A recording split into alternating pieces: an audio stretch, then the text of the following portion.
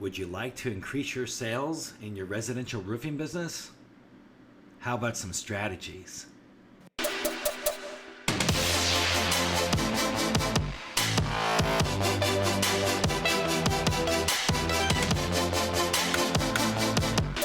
Hi, this is Daniel Lakstins, and welcome to the Roofing Business Builder Podcast. Today, we have a special guest, Adam Bensman. He's the roof strategist, and he's going to share his techniques with us on the podcast today. But before we start to interview him, let us have our intention of the week. So the intention this week is, I listen to my customers. Yes, I listen to my customers. Well, why is that important? Well, Adam actually gets into explaining that in the show today. But the truth is don't you want to be heard? If you're trying to share some information with someone, doesn't it feel good when someone listens to what we have to say? Not just hears that we're talking, but they're actually listening, meaning that they understand what you're talking about. So with an intention like, I'm going to listen to what my customers have to say, that means that we let them do the talking. And the reason why is because we have to gather some information from them, so then we know how to help them. And Adam does a great job of explaining this later on in the show. So let's go ahead and get started and watch or listen as I interview Adam Bensman. Adam, welcome to the show. Hey, Dan, thanks for having me. Glad to be here. Yeah, well, it's great to see people in the roofing industry that are trying to give back to help other roofers to better themselves. And you've been at this for a while too. But can you tell us, how did you come, into this position that you're now, where you're the roof strategist? Yeah, sure thing. So I fell into the industry on accident, as many people do. And I was a struggling massage therapist. I was earning about $19,000 a year. I was in my 20s, and this is funny because I started my first business at 16. It was wildly successful. And then I started following my passion, and really thinking that my passion needed to be work. And that was natural medicine at that point in my life. And I was literally starving. I mean, I was living in Madison, Wisconsin. My rent utilities was like $1,100 a month.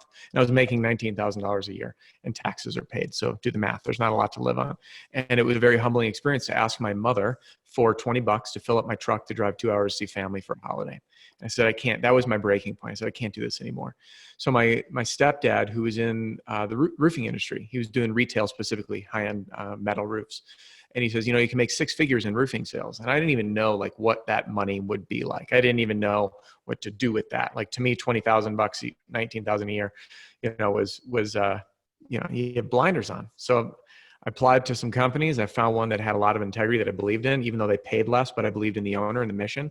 And I went out, started knocking doors, and 8 months later generated $1.4 million in sales, and made my first six figures. And then very quickly worked my way up to COO of a multi-state company, and was running a sales team of 30, and ran all over the states till I kind of burned myself out with some lessons I learned now, and attempted to leave and got scooped up by a really great guy in the industry doing some consulting, and that led me down this path to starting my brand, the Roof Strategist. And my passion has just been helping people use this industry as a vessel or an avenue to transform their lives. And the act of roofing, or the industry itself, isn't necessarily what I'm passionate about.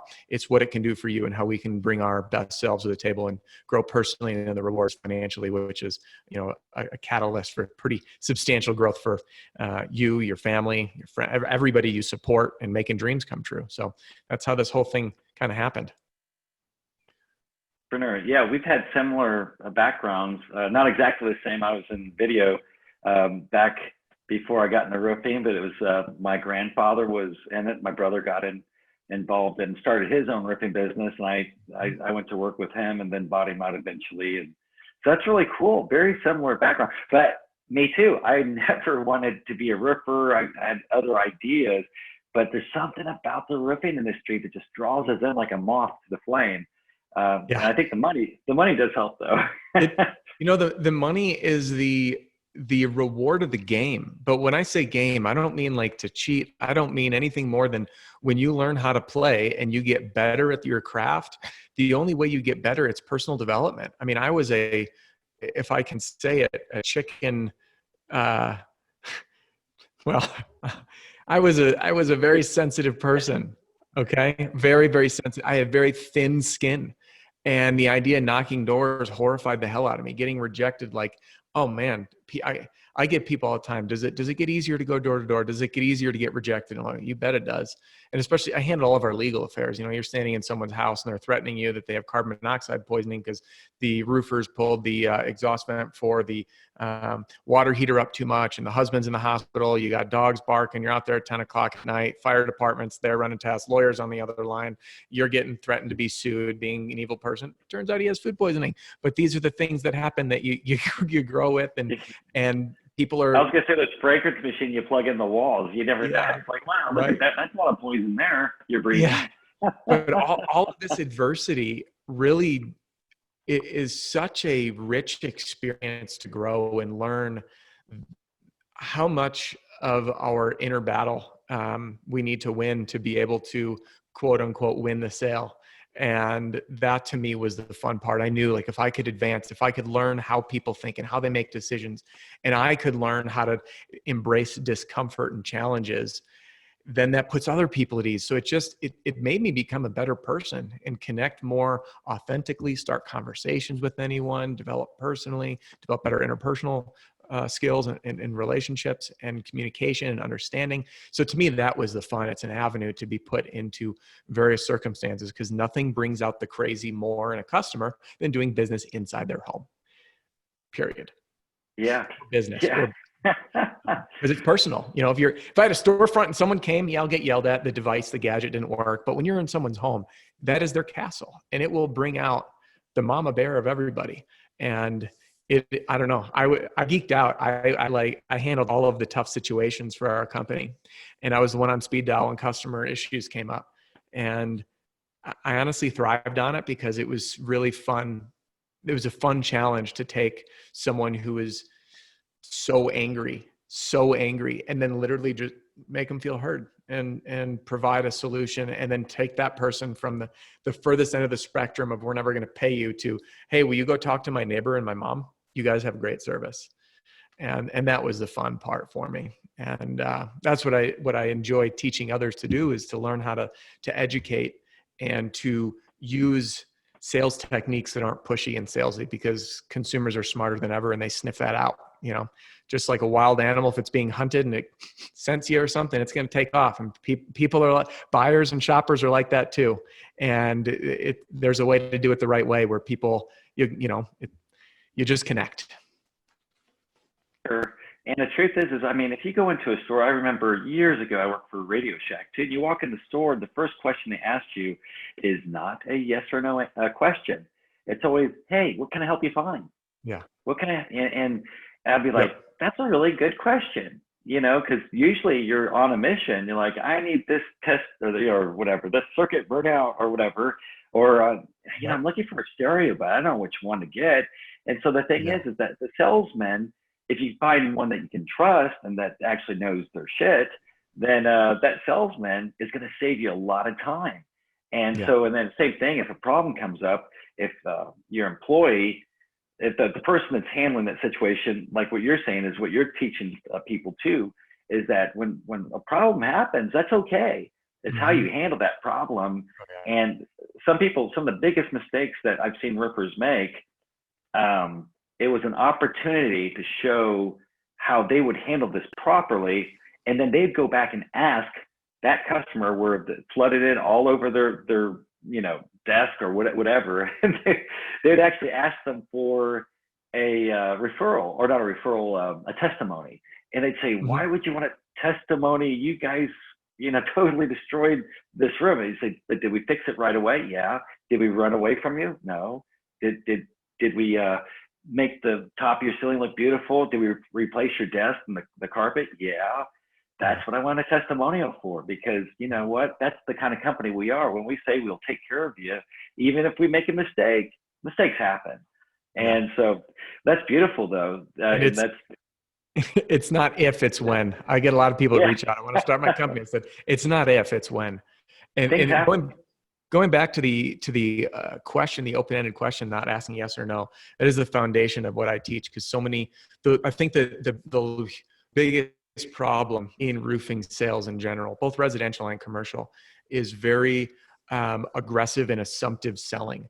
But we don't really know what the customer needs yet. And you don't know how your services can fill that hole. And people show up with this agenda. This is what we can do. And it's a one-size-fits-all solution. Let me hop up and do an inspection. But you don't know if that's what they need yet. You don't even know where to start. So I teach what I call the SLAP pitching formula, SLAP. Say hi and break the ice. Let them know why you're there and make it as familiar as possible, right? Talk about the neighbor, the neighborhood, the common insurance agent, the realtors, something that provides common ground. So S, say hi, break the ice, L, let them know why you're there. A is ask an open-ended question that will lead them to an answer that you can then P, present to their answer. And you cannot pitch without knowing what you're presenting to. And in my YouTube channel, I work with a lot of people on the insurance side, insurance restoration, which is largely commercial, HOAs, multifamily, churches, and then residential. And if you ask a question, hey, where are you in the insurance process? That will be a very different pitch. Oh, the insurance company hasn't been out yet. We don't know if we have damage. They partially denied it. They're only paying for some. Or they were out. We have a check. We're ready to find a roofer. Okay, cool. They have a check in hand. That's a very different presentation than take a look at my roofer. I'm really mad that my insurance company denied this. And the same goes for retail sales. When was the last time you had your roof looked at and routine maintenance conducted? And people, again, when was it? Not have you done it? One word makes a big difference. And they say when, and they start thinking. And then now they're in their mind, they're saying, I really should have done that. When was it? I don't even remember. Now you're creating need. Now they're starting to, and they're, you know what? I don't know. So have you resealed any of the protrusions from your roof, pipe boots, clean gutters, check step flashing, anything like that? No. Well, let's start there. Boom. So now you have an in. So those open-ended questions, I think, is a forefront of opening the discussion. And so many people in sales are just focused on the close. But you can't close something without opening it first. And that opening and engaging in that allows you to use what I call an educational sales process, which is ask a question, let them speak to you, find out. And I call it the pitching matrix. So it's like you got all these different scenarios and you have a different presentation for each. And that's why I don't believe in scripts. I believe in formulas because it's an easy way for you to interpret a communication and say, okay, here's what they need. I'm going to put this hat on. I'm going to put on the hat that solves this problem today. Where the next person, it's like, all you need to talk about is what's important to them. They don't need to know that you're BBB accredited and you have this warranty because everyone says it. So just talk about what's important. So you grab the pitch, you plug it in, and then you educate, you draw out the questions, and then you ask for the business. And there's a logical way, obviously. There's more than that, but there's those key steps that are just super simple to follow from literally a formulaic approach, because it's how we're hardwired as humans to make decisions. And we understand how people make decisions. We can facilitate the dialogue and control the discussion, let the customer lead it as opposed to us leading it as the salesperson. It is the only way. And how do you know what to sell them if you don't ask them questions, right? Yeah. I use the analogy of, like, imagine going to a car dealership shopping for a new diesel truck to tow a trailer, and the salesman walks out and shows you a Prius, and you're like, whoa, dude, I that is not at all what I'm here for. But we sell cars. Same with roofing, right? You can't sell them if you don't know can't sell what you don't know they need yet, because they might think they only need a repair and it turns out they need a replacement or whatever it is. So notice that it is also where they're at. Like you said, after you were selling roofs for a while, then you really got comfortable because you know what it feels like. You knew that you're trying to find out what the customer wanted, and there was a process to do that. And it wasn't scary after you just start asking the customer questions. It's not scary anymore. But there is that time when someone gets into the industry and they're doing this. It takes them some time to really figure this out, though. Yeah, it does. And the number one thing you can do is just learn your customer. So many people say, hey, I need product knowledge. And I get that. To feel confident, you need to understand the basics. Go sit on an install, go up on your own roof, jump on YouTube, search how these things come together, whether it's commercial or TPO or EPDM or residential shingles, and just learn the basics. You can talk about it. I've never installed a roof in my entire life. I should remember the name, the COO, the VP of Ford, never changed oil in his entire life. He was COO of a Ford Motor Company. So, Yeah. but what people overlook is actually customer knowledge, knowing what questions they ask, knowing how they think, knowing what their issue is. You know, when one customer, you go to install a roof and they're a military veteran with PTSD, and they're going to need some special care before your crew gets up there slamming a nail gun on the roof.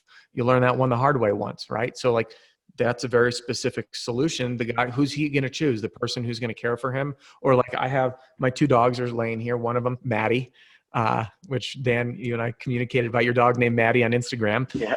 My dog, And Maddie's. you call yours, and you call your dog Mad Dog too, like we do. Mad Huh? Dog. She's going bonkers. We got And 2 Mad Dogs, guys. 2 Mad Dogs. yeah, 2 Mad Dogs in the house. No. But we've had customers that have had skittish dogs. My dog's a rescue. She'd lived a horrible life before we got her. If I had a roofing crew here, I'd have to bring my dog elsewhere. And those are the things that we realize that so many people are just like, well, we sell roofing and this is what we do. But you're actually selling an experience and service. And who's that person going to buy from them? 2 roofs are identical. But if you're saying, hey, you know what, let me put your dog in a kennel or play place or put you guys up in a hotel, it's $100, $200, whatever. Job cost it. You know, those are the differences that, again, I think is so important. Understand what's going to go into someone's decision. That's all you talk about. And it's amazing how many roofs I sold where I talked about roofing this much and then whatever was important, because to them it was the vegetable garden in the backyard. Who's going to spend the most time caring for it? And my favorite story was a guy named Joseph Sugarman, direct response copywriter. And he wrote a top-selling ad for a smoke detector. And all smoke detectors have this little metal component that connects with smoke. It's just a sciencey thing. I don't know. I don't remember the science behind it. Every single one has it. But he wrote an ad back in the 70s that said, we have this rare metal in our smoke detectors to make them sensitive to smoke. And he described the process. Everyone's like, well, we do that too. Well, no one talked about it. And his sales for smoke detectors were off the charts. And I think that's what's so important for us to realize in roofing is, even though we may all ultimately do the same thing, and let's face it, roofing in and of itself is a commodity service. But when you break yourself from that mold, from not being a commodity and explaining things in detail so people understand them, and you can say, you know what, I understand that your garden is very important to you. And let me show you some pictures of how we protect the homes or the commercial properties that we work on to reduce the impact, to protect your belongings of what's important to you, to minimize the impact on your business or your patrons, or keep people safe. And you explain step by step that process. The other guys can be doing hopefully the same thing, maybe not, but that attention to detail puts them at ease, and they say, wow, you guys are on it. I chose you because you explained how this would work for me. And that, I think, is the really big difference on what separates a company who's able to generate business and loyal customers versus those that are just looking to hire quote unquote wolves to go sell for them, that are just going to come back with the kill at all costs, which usually doesn't go well for the long run. And when we see people are wanting to grow, the roofer wants to grow their client base. And because of this is the exact way to do it. You'll see a lot of roofers just blow and go. They'll go in there, get the sale, move on down the road, and they don't take advantage of that base. We always would teach to go back even 15 years. I mean, look at this as a long haul, that if you're, and even happened with my family business, is that literally I couldn't believe the day came where people were calling us up that we had done a roof maybe 15 years before and said, hey, we'd like to get another roof. And it's incredible that it's like, wow, this really happened. So just think, though, is what you're saying is the way you handle that client. If you make that impression, if you make them feel that comfortable with you, then even if you have a plan, say maybe you plan to sell your business in the future or something like that, that you're actually selling value when you sell the business. But it's so amazing when someone calls you up and says, yeah, remember we talked 12 years ago, I need some help. Or they even call up and say, I bought another house and it needs a new roof. 5 years later, that same client. And then they may have already told 8 people about you. And they say, oh, no, he's such a cute boy. No, I'm just kidding. I do have boys. You should see when I shave, I'll look like I'm 10. Hey, I got a beard now, but when I was younger, and the truth is I'm clean shaven. I look really young. Yeah. I do. I really do that. I believe it. I believe I it. was joking around, but so hey, what would you say though is the biggest mistakes you see roofers make? Canned pitches. That's the number one thing. Canned pitches and then that cascade. So many companies, they don't, if we were to kind of open the Pandora's box of a canned pitch, lack of training on a sales process goes into the canned pitch. So many roofing companies don't provide, they're like, oh, well, I want to grow. So the number one thing to do is to go hire salespeople, right? That's what they think. In my opinion, that is the completely wrong way to do things. Now, it's funny. I do have a program available for people, a very affordable one to help people grow a team, but I tell them to do that as a last resort. And I have two examples, and this goes into the canned pitch. I had some one-on-one consulting clients fly out to me here in Colorado. They said, Adam, we're doing $2 million a year. We want to get to $5 million. Help us grow a team. So they flew out here specifically for this. I sit them down. I said, before we do this, I want to know why you're doing this. Why are you in this business? So they shared their financial goals, what they were going to do with their money, how they wanted to get into real estate. And these are two younger guys, very hungry. And I said, the last thing you should be doing is hiring a sales team. Hire an admin and then hire a production person. You run sales, you run operations. We broke down the process. I got on the phone with him 2 days ago. Mitch is his name. Two guys. They're about to hit 6 million in sales this year. Their target was 5 million with no team. Yeah. And they developed the processes. They learned how to sell. They learned how to hand it off. So now they're growing paintage production, and they're going to be coming back out this winter to help get that production process in order. Same thing. I work with a company who's doing 13 million a year.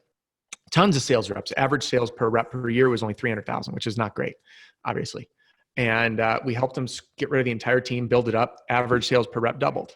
So how do we do that? One, talent, and then a proper process. So with these canned pitches, people say, oh, just go out there and offer inspections or go out and do this. And you don't have, there's not the right training, and everyone's trying to fit a square peg in a round hole by not understanding the needs. So they're going out trying to sell roofing, and that's the problem. Not understanding what's important to the customer first and letting them feel heard. So I think it's kind of a combination that unfolds of not the right sales approach, because without sales, nothing else in business goes. You don't have jobs to install, you don't have crews to run, you don't have material to order. So sales kind of leads that company forward. Obviously, you need the operational efficiencies there. But I think sales process, and people, those are the three big things that I see needing to be fixed or established in order to grow. And they seem to be the ceiling at those key struggle points of growth, which are always the 1s, 3s, and 5s. 1 million, your first 1 million, then your 3 million, then your 5 million. And then it goes to 8 million. And for some reason that push 8 to 10, there's a big barrier there. I didn't find this barrier. It even starts before the million on a lot of different roofing owners. And it's what they don't realize is it has nothing to do with the market or the several other things. It all has to do with where their mindset is, whether they believe they're going to be able to hit that next marker. Yeah. And so that's what I teach a lot of too. And I think you're teaching a lot of the same things, and that aspect is the mind stuff that holds us back, and how we can get our minds to a point where we can actually make more money than we'd ever dreamed of making. And then once you get there, you start realizing that money is not, it's relative. You know, you can have a lot of money, and it is the experience that we really want. And so why not give that experience to our customers too? I have another question for you though, and I have two more questions. Where do you see yourself in 2 years, or what's your end game with the Roof Strategist? I don't know about end game, but you know what I'm saying is, what is the future? You know?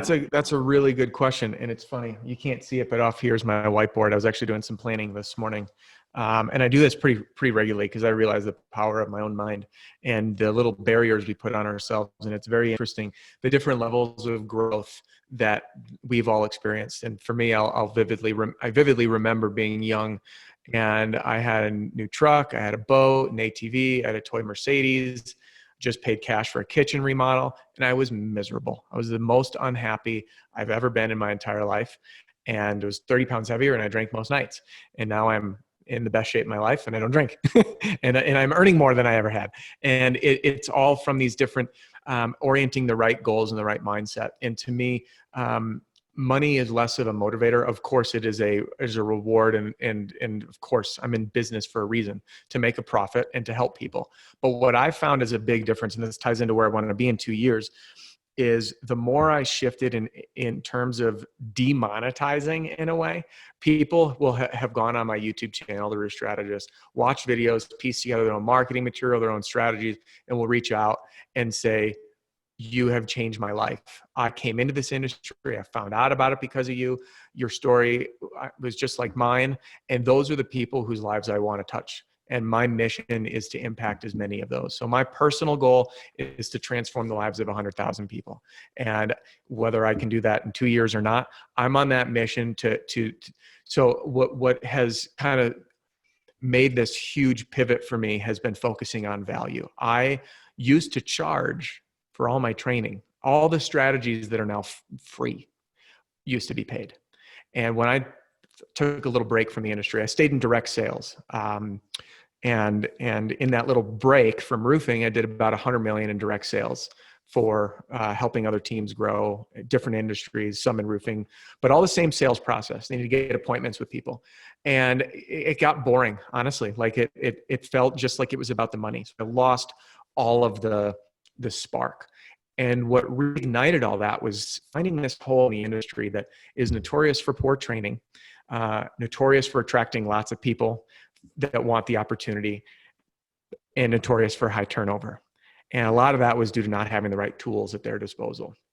And I look back, I luckily learned quickly to make my own sales, but I vividly remember the horror sitting in my car, going to knock on someone's door for the first time. Now I don't think twice about it, but I remember that feeling.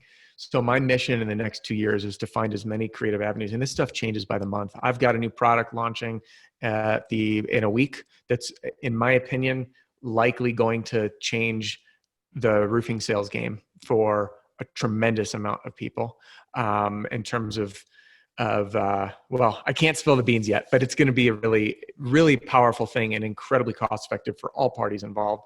And all of these new initiatives are coming out.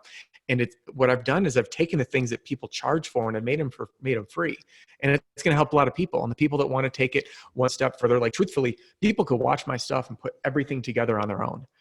But they struggle, because we all do, right? There's trial and error and testing and things that work and don't work. And if they want to fast track it, I decided to come into market and provide solutions at a more cost-effective rate than anyone, that I personally believe are higher value, which I've gotten direct feedback from people saying they've invested $5,000 in a coaching program and got more from my free channel than they paid for that. And that's my mission, is to continually provide just nothing short of the top-notch service and value for people. And I want to be the absolute number one resource. People turn and say, hey, I need roofing sales help. I should go follow Adam, the Roof Strategist, because they don't even need to get their pocketbook out. If they choose to, they're going to get more. But that's my vision in the next 2 years. So that way you can at least feed your family and stay in business yourself. Yeah. So you do have a program down the road that people can pay for and things like that. So, I mean, yes. You know, I have 4 programs at the moment that people can pay for. That's awesome. that do want more. Some people like it's me, not, I want to pay. I want to give someone their value. You know, if someone's doing something for me, I've had some people say, well, I can do it almost for free. I'm like, I don't want you to do it for free. I mean, I couldn't live with myself. Yeah. You know what I mean? For sure. And this is my full-time. This is what I do, right? I work do some consulting and such, but that's obviously the upper echelon of things. And I've had to trim some of that back because of time, but I do have products available, and I've made it. I used to only do one-on-one work, and one-on-one work was expensive. You know, it was $3,000 for a month for one meeting per week for an hour. And if you break it down, that's a lot, you know, it's a lot of money. Most companies would stick with me between 6 months to 2 years. So, you know, you can do the math on that. It's a pretty steep investment. And I said, you know what, I want to everyone in this industry, and there's nothing wrong with this, by the way. This is just, we all find our hole that we fill, right? Is they want to work with the biggest companies and charge the most, because roofing's like the wedding industry. Everything has a premium on it because there's a lot of dollars that flow through a company. And I saw this hole of all these people that were just like me. I was in their shoes, come in, and they couldn't access the people or the resources. So I said, how do I package this up in a way to give people access to very high quality marketing material and sales strategies that are a no-brainer cost? They'll make one sale, they'll pay it back. And that was my pricing ththreshold. Yeah, that's beautiful. Boom. It's There it worth is. it.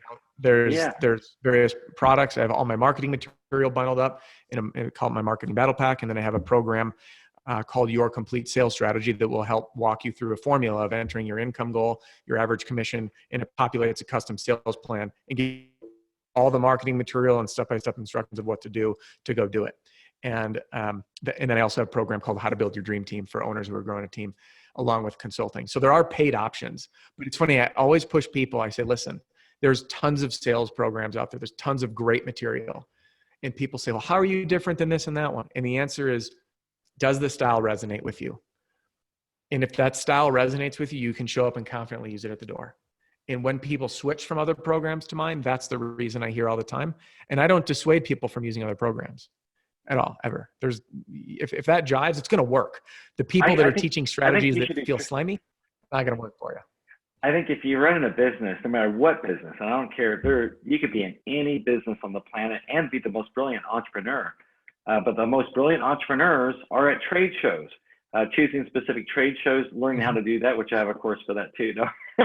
but the point is that, invest in yourself. If you're the business owner, you need to invest in yourself. And so I suggest people to take courses, spend money on those courses, because those courses, I'd spend $3,000 to $6,000 on just one trade show just to get maybe 3 good leads. Well, that's worthwhile, isn't it? And it's the same thing. So I think that we need these courses to help keep our minds and help keep us focused on how it's going to help us grow. Absolutely. But so hey, you guys have been listening to the Dream, sorry, my other Dream Job Radio's my old radio show. But anyways, we've like cut that out. I was teasing, but we've been listening to the Roofing Business Builder program, and our special guest today was Adam Bensman. I said that right? So where can they find you, Adam? Yeah, hop on YouTube and just type in Roof Strategist. You'll see me. That's the best place to follow along. And I always invite people to email me personally, adam@roofstrategist.com. So just adam@roofstrategist.com. I respond to all my emails personally, and I often do personal video replies. So I am very generous with my time. My mission is to help. And I'd be happy to hear from anyone. And the suggestions that come in via those channels is what inspires the content that I put out there. I invite you to say hi and share anything you didn't like, or things you want to see. That's incredible. I noticed that coffee machine of yours. So what kind of beans do you have in that espresso machine? Oh, that's too funny. I don't even remember. I drink so much coffee that I started to buy it at Costco. I used to really like getting there's a couple local roasters that I buy, but it's so expensive drinking them. So what's in there now is a Whole Foods organic bulk blend, because we have the same machine in our house as the office, so we can share them that way. Yeah. I always I'm in love with the Kenya or the, anything from Africa. It's got that citrusy flavor and it's amazing. Yeah. So, but I always go with used to be always a darker roast, but I'm always in the lighter roast, especially in the espresso machines, because they can get really gunky and oily. But anyways, yep, I agree. I'm a lighter medium roast. We're putting in the show right here, but man, we appreciate everyone watching, and thanks again for coming on the show. Yeah, Dan, thanks for having me on. Appreciate it. Well, I hope you enjoyed this week of Roofing Business Builder, but we still have one more segment. And that is, did you know? Guys, did you know that if you're in the residential roofing business, that you, as a roofing contractor, have to file for the warranty for the customer? Now, this may differ in different manufacturers, but contact your manufacturer, know the process, and make sure that you get a warranty in print out for your customer.